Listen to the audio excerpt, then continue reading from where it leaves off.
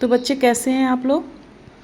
आत्म एवं व्यक्तित्व हम लोग शुरू करने जा रहे हैं और इसमें मैंने पहले भी आपको पढ़ाया है।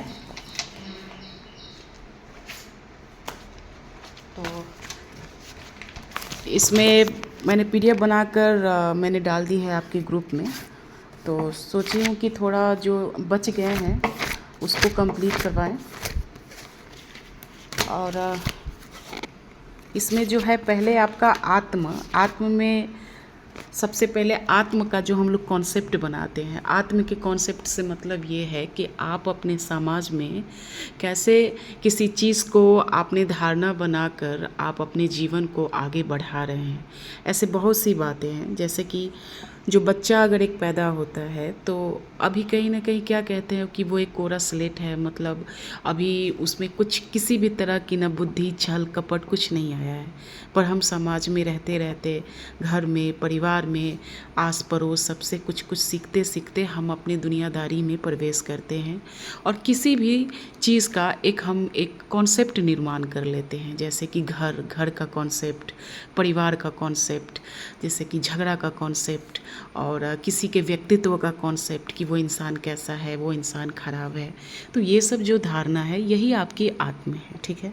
और इसी को हमारे बहुत से मनोवैज्ञानिकों ने इस आत्म को कैसे आपने आत्म इकट्ठा कर कर और कैसे आपने एक व्यक्तित्व का निर्माण किया। तो यही हमारा क्या होता है, हमारा आत्म बनने की प्रक्रिया शुरू होती है। तो हम ये कह सकते हैं कि आत्म बनना हमारा कब से शुरू होगा, जब हमें सोचने और समझने की शक्ति या वो कह सकते हैं हमारी मनोवृत्ति उत्पन्न होने लगती है, तब जाकर हमारा क्या होता है, आत्म का निर्माण होता है, ठीक है। तो आत्म का संप्रत्यय हम लोग पढ़ा है। इसमें एक चीज़ है जो हम चाहेंगे कि आप जानें।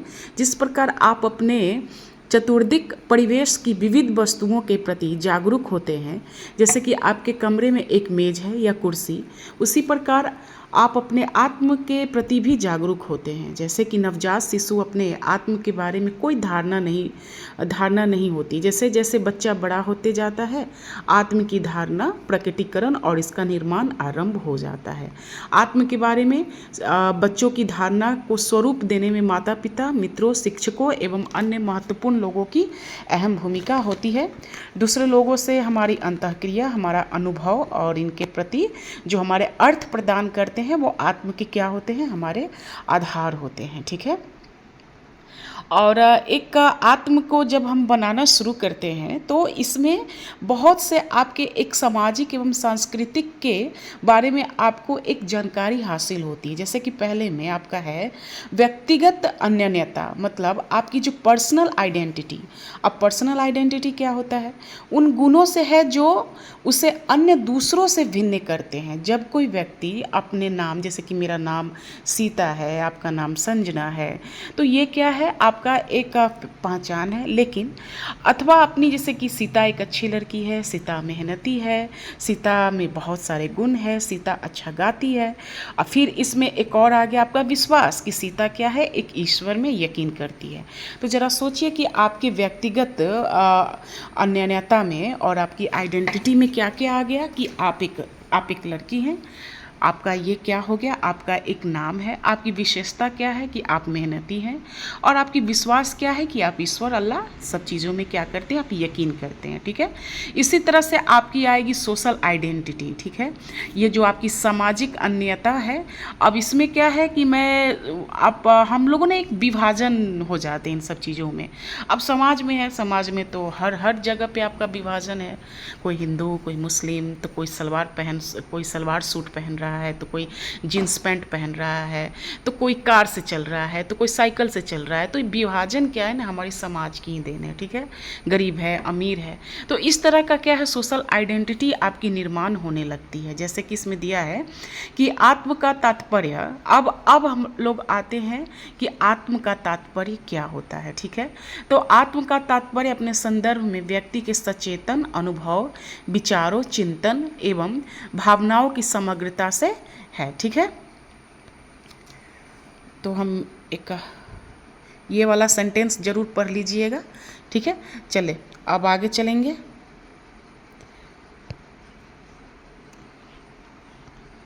ओहो, अच्छा, कोई बात नहीं, धीरे धीरे समय लगेगा सबको समझने में, बट ठीक है, समझ जाएंगे, कोई दिक्कत नहीं है। चलिए, अब है आपका, हाँ, तो आत्मगत एवं वस्तुगत ये इतनी इंपॉर्टेंट नहीं है। आत्म के प्रकार में आप लोग पर्सनल सेल्फ मतलब व्यक्तिगत आत्म, सामाजिक आत्म जो मैंने आपको पहले भी बता दिया है। आत्म के संज्ञानात्मक एवं व्यवहारात्मक पक्ष को एक बार जरूर देख लीजिएगा। संज्ञानात्मक पक्ष ये होता है कि आप अब क्या है, आप जानने की कोशिश कर रहे हैं प्लस जान चुके हैं। अब आत्म का निर्माण संज्ञानात्मक वे में कैसे करिएगा। और व्यवहारात्मक पक्ष ये है कि आप कोई आपके सामने जो व्यवहार कर रहा है, अब उस व्यवहार से तुम संज्ञान लेकर कैसे आत्म का निर्माण कर रहे हो। ठीक है, अब इसमें आत्मसम्मान है। आत्मसम्मान हम लोग समझते हैं कि क्या होता है। इसका है कि हम सदैव अपने मूल्य एवं मान्य की अपनी योग्यता के बारे में निर्णय एवं आकलन करते रहते हैं। ठीक है, और इसमें फिर है आपका आत्म सक्षमता, सक्षमता, इसको बोलने के तरीका सीखेंगे पहले। आत्म सक्षमता, ये आत्म सक्षमता देन है बैंडुरा की। बैंडुरा कौन थे? बैंडुरा हमारे क्या थे, वो उन्होंने बैंडुरा ने सबसे पहले अवलोकनात्मक थ्योरी दी थी। अब ऑब्जर्वेशन थ्योरी क्या होती है? ऑब्जर्वेशनल थ्योरी मतलब होता है कि आप किसी के नकल करके कोई चीज़ को सीख रहे हैं। ठीक है, अब ये है हमारा क्या, सेल्फ एफिकेसी, जो किसने दिया था? सिंपल सा क्वेश्चन आएंगे कि सेल्फ एफिकेसी या ऑब्जर्वेशनल मेथड मतलब अवलोकनात्मक थ्योरी किसने दिया था? तो बस किसने दिया था? बैंडुरा ने दिया था।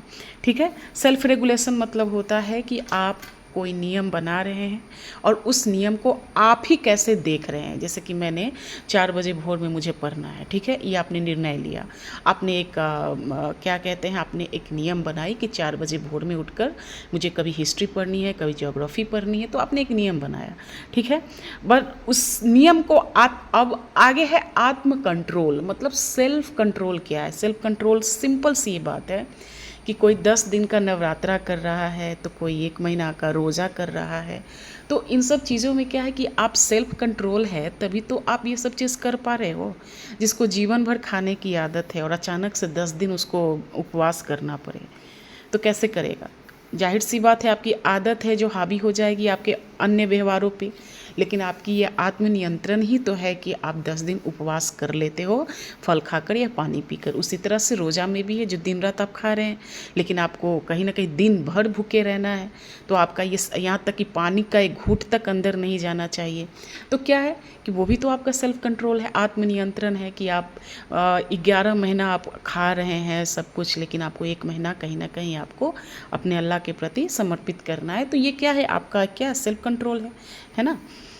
अब क्या है हमारा एक संस्कृति एवं आत्म। देखिए, संस्कृति आत्म एवं क्या है कि आत्म के अनेक पक्ष संस्कृति के उन विशिष्ट रूपों से जुड़े हुए प्रतीत होते हैं जिनमें एक व्यक्ति अपना जीवन यापन करता है। ठीक है, और एक मैंने कलम ले रही हूँ, तो ये वाला जो है आप ज़रूर पढ़ लीजिएगा। ठीक है, अब हम लोग आगे बढ़ते हैं।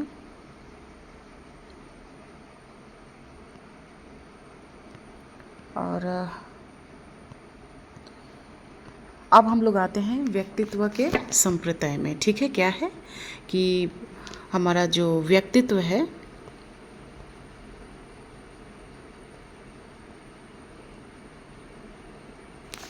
ये वाला लाइन जो है हमेशा, सॉरी,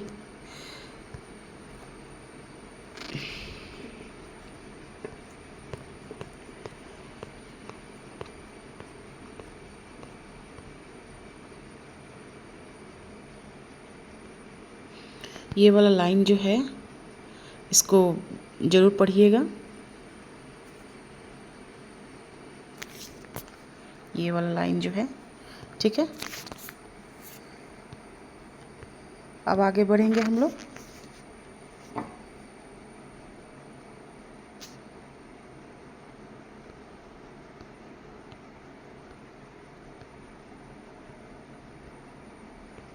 अब आगे बढ़ते हैं।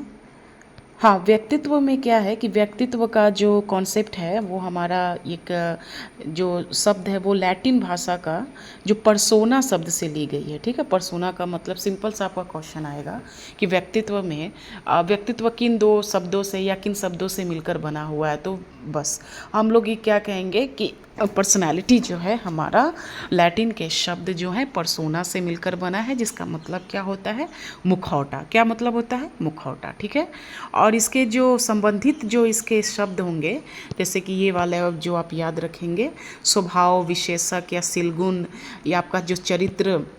ठीक है, कभी कभी ठीक है, तो ये वाला जो है, ये वाला इसको पूरा पढ़ लीजिएगा। ठीक है, चलिए ठीक, अब आगे चलेंगे।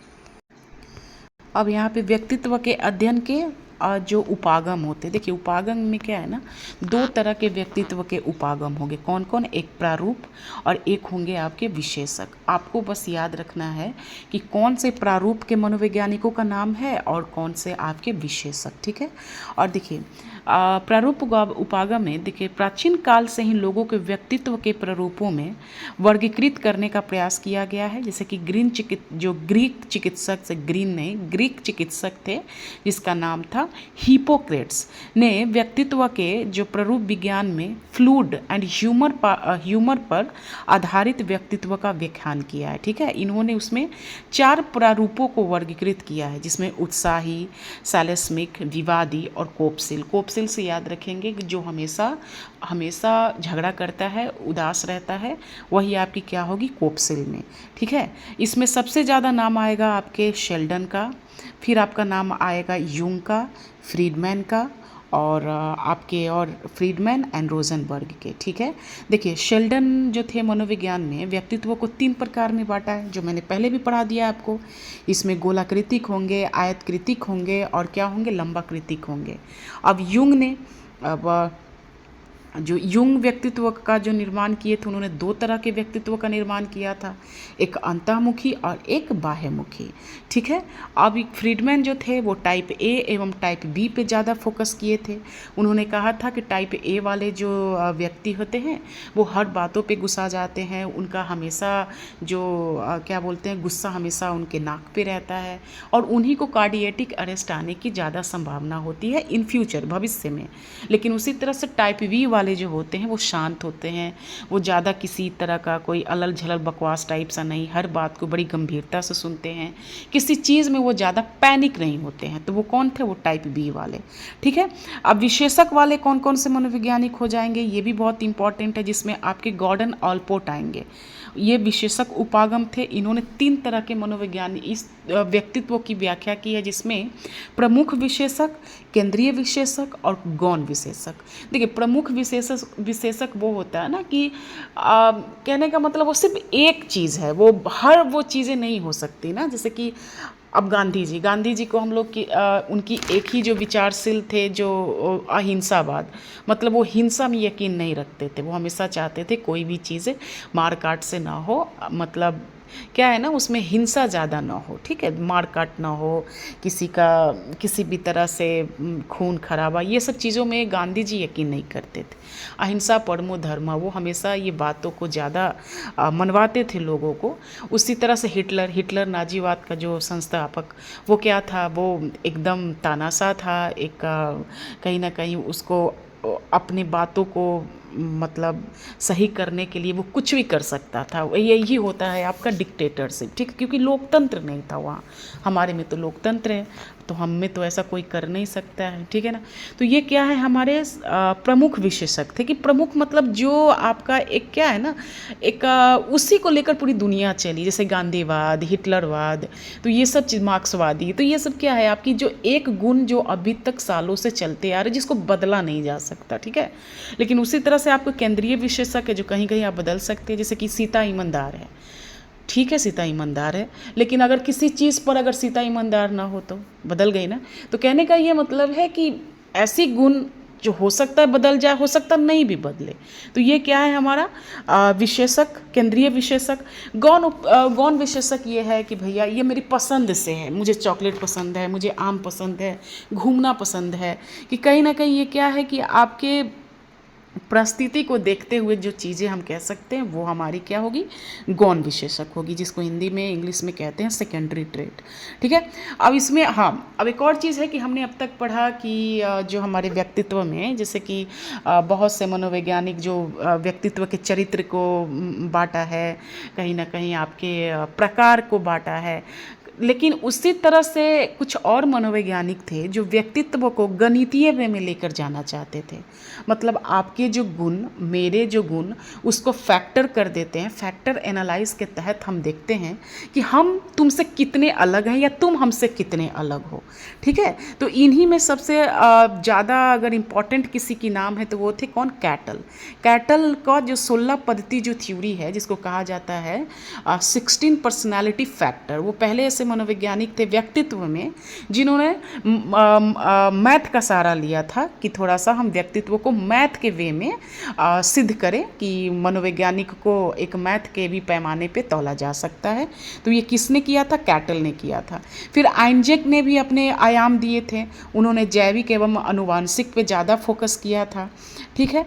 फिर इसके बाद से याद रखेंगे आइंजैक जो थे उनका तीन तरह के आयाम पे उन्होंने काम किया था। पहले 2, बाद में उन्होंने 3 दिया है। तो उन्होंने पहले ये जो दिया हुआ है आपका तंत्रिका, तापी और बहिर्मुखता, एक बार आप देख लेंगे, उतना इंपॉर्टेंट नहीं है, फिर भी आपको देखने में कोई प्रॉब्लम नहीं। ठीक है।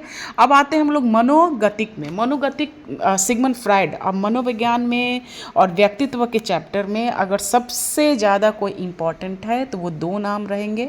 एक नाम आपका युंग रहेगा जो अंतःमुखी और बाह्यमुखी पे ज़्यादा फोकस करते हैं, और दूसरा आपका रहेगा क्या, सिगमंड फ्राइड। ठीक है। यहाँ पे आप देख सकते हैं, यहाँ पे नाम इनका सिगमंड फ्राइड है।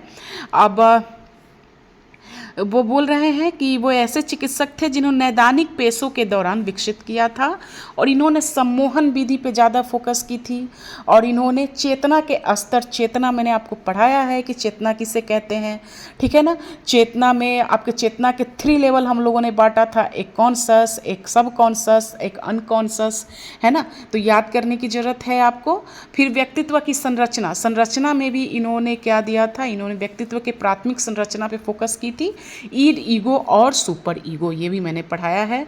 और देखिए डिफेंस मैकेनिज्म ने, देखिए एक फ्राइड ने एक लाइफ इंस्टिंक्ट और डेथ इंस्टिंक्ट भी दी थी। ठीक है। उनको भी फोकस कर लीजिएगा।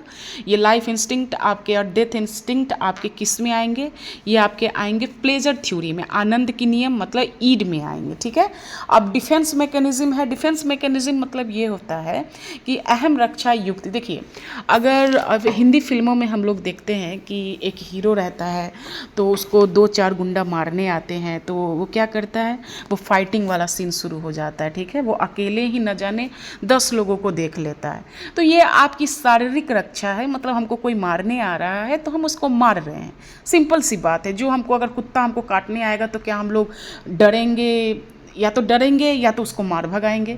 ये आपकी क्या है, ये आपकी फिजिकल मतलब शारीरिक रक्षा आप अपने आप को कर रहे हो। लेकिन मन की रक्षा अगर अंदर आती है, मन में क्लेश आती है, मन में भय आती है, मन में ईर्ष्या आती है, तब आप इसको कैसे कंप्लीट करोगे, तब इसकी आप कैसे रक्षा करोगे। तो यही है आपकी अहम रक्षा युक्तियाँ जो किसने दी थी, ये दी थी सिगमंड फ्राइड ने।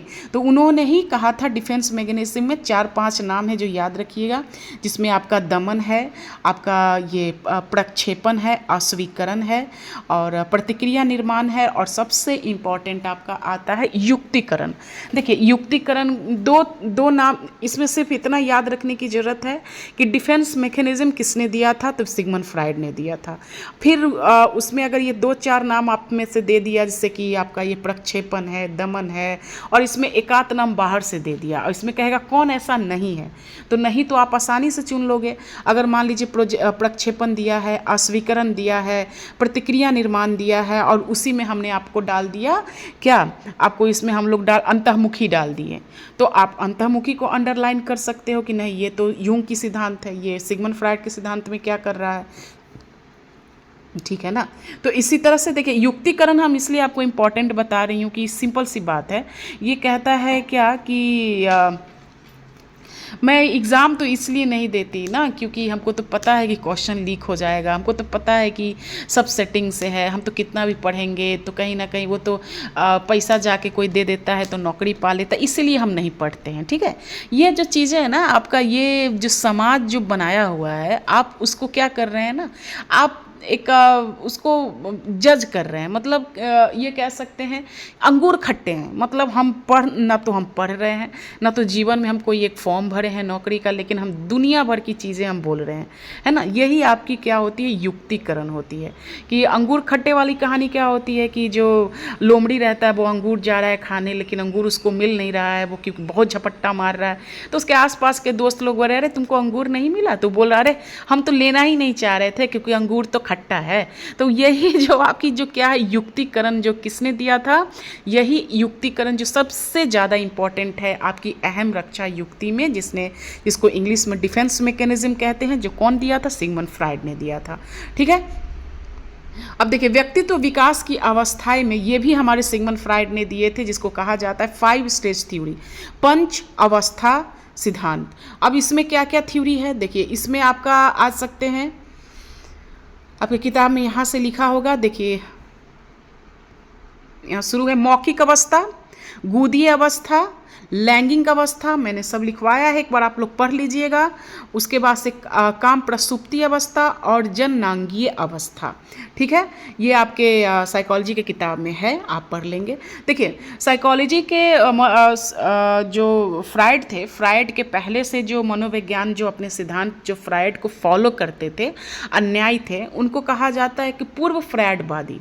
लेकिन बाद में ही उनके बहुत से शिष्य जो थे सिगमंड फ्राइड को जो कुछ किसी किसी चीज़ में वो विरोध करने लगे थे, तब उनको क्या कहा जाने लगा, पाश्चात्य फ्राइडवादी, मतलब पोस्ट फ्राइडवादी सिद्धांत वाला। ठीक है, जिसमें सबसे पहले नाम आपका आएगा कार्ल यूंग का। कार्ल यूंग ही जो ऐसे थे, वो कहीं ना कहीं बोलते तो फ्राइडवादी ही थे, लेकिन उनके बातों में थोड़ी सी विरोधाभास आने लगी थी। ठीक है, अब देखिए उन्होंने एनालिटिकल थ्योरी दी थी, जिसको विश्लेषणात्मक मनोविज्ञान कहते हैं, आप देख सकते हैं। इन्होंने सामूहिक अचेतन और आद्य प्ररूप को इन्होंने ही क्या कहा था कि मतलब योगदान दिया था। कलेक्टिव अनकॉन्शियस भी यूंग का देन है, और आर्कटाइप भी। और कैरन हार्नी जो थे आशावादी के सिद्धांत देते थे, उन्होंने भी, इनको भी क्या कहा जाता है, पश्चिम फ्राइडवादी। तो कौन कौन से नाम हमारे आ गए जो फ्राइडवादी के मरने के बाद उनके जो सिद्धांत को जो आगे बढ़ाया, जिसमें कार्ल यूंग आ जाएंगे और कैरल हार्नी आ जाएंगे। ठीक है, एडलर, अब एडलर की थ्योरी में आएंगे। उन्होंने मनोविज्ञान में इंडिविजुअल साइकोलॉजी, जो क्या बोलते हैं, व्यक्तित्व मनोविज्ञान। देखिए अब तक बहुत से मनोवैज्ञानिकों में और व्यक्तित्व के सिद्धांतों में सब कुछ हम लोग मिला के चल रहे थे, है ना। सब कुछ एक दूसरे को बिहेव को, एक दूसरे के व्यवहार को हम लोग एक दूसरे से आकलन कर करके हम आगे बढ़ रहे थे। लेकिन ये जो थे एल्फ्रेड एडलर ने कहा कि व्यक्तित्व का जो भी सिद्धांत आपको लेना है लीजिए, लेकिन वो सारे सिद्धांत आपके क्या होंगे, इंडिविजुअल साइकोलॉजी होंगे, मतलब व्यक्तित्व मनोविज्ञान। कोई एक ही व्यक्ति का अवलोकन किया जाएगा। जो कौन फोकस करते थे, वो थे एल्फ्रेड एडलर। इन्होंने ही कहा था कि देखो, इसमें उन्होंने जो हीनता की भावना पे ज़्यादा फोकस किया था। हीनता मतलब कि जो आप इन्फीरियोरिटी कॉम्प्लेक्स से गुजर रहे हो, मतलब आपको कहीं ना कहीं, देखिए इन्फीरियोरिटी कहाँ आती है, हम आपको बताते हैं। हम जीवन भर गांव में रह जाते हैं, ठीक है, हम बहुत पढ़े लिखे होते हैं, हमें सारा चीज़ आता है, लेकिन क्या होता है कि हमें अपने आप को दिखाने का मौका नहीं मिलता। ठीक है, हम कहीं ना कहीं बहुत से चीज़ों को हम फ्राइड के सिद्धांत के अनुसार हम दमन कर लेते हैं। मतलब वो बात हमारे कहाँ चली जाती है, अनकॉन्शस में जा सकती है या सब कॉन्शस में। ठीक है, लेकिन यही इंटर पास करने के बाद अगर आपको पिताजी किसी कॉलेज में भेज दिए आपको सब रहा है, जान आप सब रहे हैं, लेकिन कभी मौका मिला नहीं आपको ये सब कहने का, और वहाँ पे जाकर खूब इंग्लिश बोलने वाले बच्चे आपके सामने आ जाते हैं, तो आपको कहीं ना कहीं थोड़ी सी इन्फीरियरिटी आ जाती है कि पता नहीं हम बोलेंगे तो सब हंस देगा, हमको बोलने तो आ नहीं रहा है, इंग्लिश समझ तो लेते हैं पर बोल नहीं पाते हैं। हो सकता है जो बच्चा आपका सामने जो इंग्लिश फटफट पटपट बोल रहा है, ग्रामेटिकली आप ज़्यादा करेक्ट हो, लेकिन हमें मौका नहीं मिलता है, हम बोल नहीं पाते, हमें आदत नहीं है, तो कहीं ना कहीं हमारी क्या हीनता की भावना हमें आने लगती है। तो इसी को सबसे ज़्यादा फोकस किसने किया था? अल्फ्रेड एडलर ने किया था। एरिक फॉर्म की भी सिद्धांत पढ़ लीजिएगा। एरिक एरिक्सन जो थे वो 5 सिद्धांत दिए थे जो आपकी किताब में नहीं है, फिर भी हम आपको पढ़ाए होंगे। चलिए अब आगे आते हैं हम लोग व्यवहारवादी में। व्यवहारवादी सिंपल सी बात यह है कि ये कहता था व्यवहारवादी कि कोई भी चीज़ जो है आपकी प्रेक्षणीय है और मापन योग्य है। मतलब मान लीजिए सिंपल सा इन्होंने स्टिमुलस और रिस्पॉन्स पर ज़्यादा फोकस किया था। स्टिमुलस मतलब ये होता है कि मान लीजिए जलेबी आपके सामने है, ठीक है, और जलेबी क्या हो गई आपकी यहाँ पे उद्दीपक हो गई, और जलेबी देखकर आपके जो मुंह में पानी आ रही है, तो पानी आना ही क्या हो गया? आपका रिस्पॉन्स हो गया, प्रतिक्रिया हो गया। तो इन्हीं चीज़ को किसने फोकस किया था? व्यवहारवादियों ने, जिसमें सबसे आगे किसी का नाम आएगा व्यवहारवादी में, तो कौन आएंगे?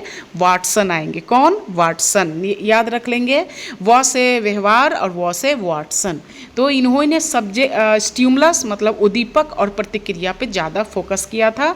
और इसमें 2-4 नाम है व्यवहारवादी का, भी आप चाहे तो लिख सकते हैं। लिखिएगा कि व्यवहारवादी के निम्नांकित मनोवैज्ञानिक इस प्रकार हैं। पहला आपका कौन सा होगा? वाटसन। दूसरा आपका होगा आपके दूसरा होंगे आपके ये स्किनर, फिर तीसरा होंगे पैवलोव, चौथा होंगे आपके बैंडुरा, और पांचवा होंगे आपके वाटसन हो गए आपके, हाँ, थॉर्नडाइक। कौन आएंगे? थॉर्नडाइक। थॉर्नडाइक भी व्यवहारवाद को बाद में एक्सेप्ट कर लिया था। हालांकि थॉर्नडाइक की थ्योरी जो थी वो आपके अधिगम में थी, लर्निंग में थी, लेकिन उन्होंने व्यवहारवाद से वो ज़्यादा संपर्क में थे। ठीक है, चलिए अब यहाँ तक तो हम लोगों ने पढ़ लिया। मानवतावादी उपागम। मानवतावादी उपागम किसने दिया था? ये दिए थे आपके कार्ल रॉजर्स और अब्राहम मैस्लो ने। ठीक है, तो अभी पहला से मानवतावादी याद कर लेना। मानवतावादी सिद्धांत किसने दिया था? ये सब आपके फ्राइडवाद के बाद का सिद्धांत है, जिसमें कार्ल रॉजर्स हो जाएंगे और आपके कौन से हो जाएंगे?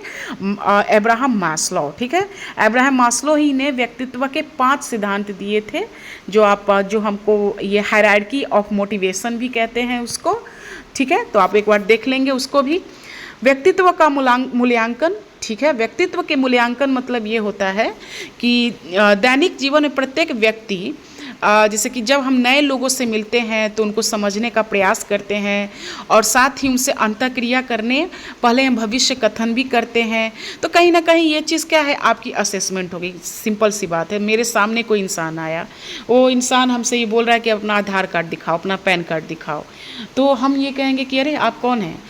आप ऐसे कैसे मेरा आधार कार्ड और पैन कार्ड आप पूछ सकते हैं? तो नहीं नहीं नहीं, ये गवर्नमेंट का रूल है, ये रूल है। तो आप हम कैसे मान जाएंगे कि ये गवर्नमेंट का रूल है? अगर मान लीजिए गवर्नमेंट अगर रूल बनाती तो सबसे पहले सभी को पहले कितना महीना पहले तो ये बताती कि एक ऐसा सर्वे होने वाला है जिसमें आपका आधार कार्ड लगेगा, आपका पैन कार्ड लगेगा। तो कहीं ना कहीं क्या होगा कि आप समझ गए हैं कि सामने वाला फ्रॉडगिरी कर रहा है, ये फ्रॉड है ना। तो इस तरह से क्या है ना कि आप व्यक्तित्व का मूल्यांकन कर सकते हैं। कब? जब आप में कॉन्शस लेवल सही हो तब। अब याद रखो, कॉन्शस लेवल किसने ज़्यादा इंपॉर्टेंट किया था? वो सिगमंड फ्राइड थे। ठीक है, अब व्यक्तित्व का मूल्यांकन आप कॉन्शस लेवल पे जाकर ही कर सकते हैं, सब कॉन्शस और अनकॉन्शस में नहीं। समझ रहे हो ना? सब कॉन्शस में भी कर सकते हैं। सब कॉन्शस हमने आपको क्या बताया था कि मेरी एक फ्रेंड थी जो हम कॉलेज स्कूल में पढ़ा करते थे, अचानक 10 साल बाद अपने छोटे बच्चे के साथ मिली। पहले मैं उसको देखी, फिर चली गई, तब मुझे अचानक याद आया, अरे ये तो मेरी वो दोस्त है जो मेरे स्कूल में मेरे साथ पढ़ा करती थी। तो ये सब चीज़ आपके कहाँ चले गए हैं? सब कॉन्शस में चले गए हैं। ठीक है, देखिए अब इसमें आपका पहला नाम आता है आपका आत्म प्रतिवेदन माप, मतलब सेल्फ रिपोर्ट। आप अपने आप को सेल्फ कैसे असेसमेंट कर रहे हैं, ये सेल्फ इवैल्यूएशन भी इसको हम कह सकते हैं। फिर आपका आएगा MMPPI, मतलब मिनेसोटा बहुपक्षीय व्यक्तित्व सूची। ये भी बहुत इंपॉर्टेंट है। इनको किसने लाया था? हाथवे एवं मैकियावेली ने, जो मनोरोग निदान के लिए ज़्यादा इंपॉर्टेंट था। ठीक है। फिर आइंजेक व्यक्तित्व प्रश्नावली जिसको कहा जाता है EPQ, आइंजेक पर्सनैलिटी क्वेश्चनर, ये किसने किया था? ये आइंजेक ने दिया था 2 आयामों पे, अंतर्मुखता और बहिर्मुखता, और फिर आपका सांवेगिकता, स्थिरता और अस्थिरता में।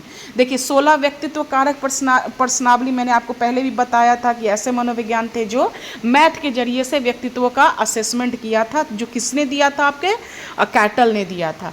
प्रक्षेपी तकनीक भी बहुत इंपॉर्टेंट है, ये हमारा सबसे इंपॉर्टेंट आएगा, जिसमें आप एक ही चीज़ खाली याद रखेंगे, इसने स्याही धब्बा वाला एग्जाम्पल, कौन सा? स्याही धब्बा, इंक ब्लॉट टेस्ट, किसने दिया था?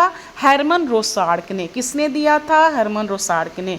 ये कौन सा सिद्धांत है? प्रक्षेपी तकनीक। प्रक्षेपी तकनीक मतलब ये होती है कि हम आपको सामने बैठाकर एक फ़ोटो दिखाएं और इस फोटो को देखकर आप जो जो चीज़ें अपने कॉपी में लिख रहे हैं, जो जो समझ के, वो चीज़ें आपकी प्रक्षेपण हो गई। कहने का मतलब आप जो चीज़ सोच रहे हैं, जो चीज़ आप वही देख रहे हैं जो आप पहले से मन में बनाए हुए सोच रहे हैं, और उसी को आप अपने कॉपी में लिख रहे हैं। तो यही प्रक्षेपी तकनीक होता है। और किसने दिया था? हर्मन रोसार्क ने। उनके टेस्ट का क्या नाम था? तो इंक ब्लॉट था। ठीक है, अब देख सकते हैं ये जो मैंने आपको चित्र दिखा रही हूँ 2.4 में, यही आपका किसका उदाहरण था? ये हर्मन रोसार्क का। ठीक है, अब मॉर्गन थे, अब ये आ जाएंगे TAT, ये किसने दिया था? मुर्रे एवं मॉर्गे ने। ये भी एकदम किताब की तरह लिखने वाला चीज़ है। ठीक है, वाक्य समापन परिरक्षण भी है, जैसे कि देखिए मेरे पिता, मुझे सबसे अधिक भय, ये क्या है कि आप शब्द को कंप्लीट कर रहे हैं। ठीक है, अब हम लोग व्यक्तिगत परीक्षण में आएंगे तो सबसे पहले नाम आएगा आपका क्या? व्यवहार परक विश्लेषण। ये आपका व्यवहार परक मतलब सिर्फ आपके व्यवहार से हमको लेना देना है। ठीक है, जिसमें आपका साक्षात्कार आ जाएगा, मतलब इंटरव्यू ले रहे हैं, आपका ऑब्जर्वेशन हो जाएगा। ठीक है, तो इस तरह से ये हमारी विधियाँ थी। तो इस तरह से हमारा सेकेंड 2 है, जो अध्याय 2 हमारा ख़त्म होता है। इसमें इम्पॉर्टेंट सिर्फ ये था, आत्म पे फोकस दीजिए। आत्म मतलब मैं, आत्म मतलब सिर्फ मैं क्या सोच रही हूँ, मैंने अपने कॉन्सेप्ट को कैसे निर्माण किया, समाज में जाकर, समाज में रहकर, समाज के बारे में सोचकर मैंने कैसे किसी कॉन्सेप्ट का अपने दिमाग में निर्माण किया। और यही कॉन्सेप्ट निर्माण कर कर बच्चों एक तरह का अपने व्यक्तित्व निर्माण करते हैं। व्यक्तित्व निर्माण मतलब वही जो आप बचपन से देखते हुए, जैसे कि किसी के घर में माँ बाप में रोज़ झगड़ा होता है, आगे चलकर हो सकता है कि वो बच्चा भी झगड़ालू हो, या हो सकता है ज़्यादा डरपोक हो सकता है ज़्यादा भयभीत रहे वो बच्चा। तो कहीं ना कहीं सिगमंड फ्रायड का ये बात जो है हमेशा सही हो जाती है कि जो बचपन में जो बच्चा जिस तरह से जीता है, जिस तरह से माहौल में वो पड़ा बला है, आगे चलकर वो वही रूप अपना लेता है, जो सिगमंड फ्रायड का कहना था। ठीक है, तो आपको बताना है कि आप अपना व्यक्तित्व का निर्माण किस तरह से कर रहे हैं। ठीक है ना, तो देखिए इस तरह से था। और हमने व्यक्तित्व में बहुत से मनोवैज्ञानिकों को पढ़ा था। ठीक है ना, उसमें कौन कौन से नाम आए थे व्यक्तित्व में आप बताएंगे? शेल्डन आए थे, आपके यूंग आए थे, और आपके कौन कौन आए थे? आपके और भी मनोविज्ञान थे, थोड़ा देख लेंगे। रोजनबर्ग थे, फ्रीडमैन थे, ये आपके प्रारूप में थे। विशेषक में कौन थे? आपके एल्फ्रेड थे, और क्या थे? आपके एडलर थे, आपके फ्रायड थे, आपके। तो इस तरह से मनोविज्ञान है जिसमें आप देख सकते हैं। और सबसे इम्पॉर्टेंट इसमें बच्चा रहेगा आपका क्या, कि फ्रायड की थ्योरी को एक बात और पढ़ लीजिएगा। ये छोटा सा क्वेश्चन है, जब सारे चीज़ समझ में आ जाते हैं बच्चे तो लघु उत्तरीय दीर्घ उत्तरीय बनाने में कोई समस्या नहीं होती है। ठीक है, फिर मिलेंगे नए क्लास में। अच्छे से मैं थोड़ा और पढ़ाऊँगी बच्चों, मैं सीख रही हूँ कि वीडियो कैसे बना के पढ़ाया जाता है। ठीक है बच्चा, थैंक यू।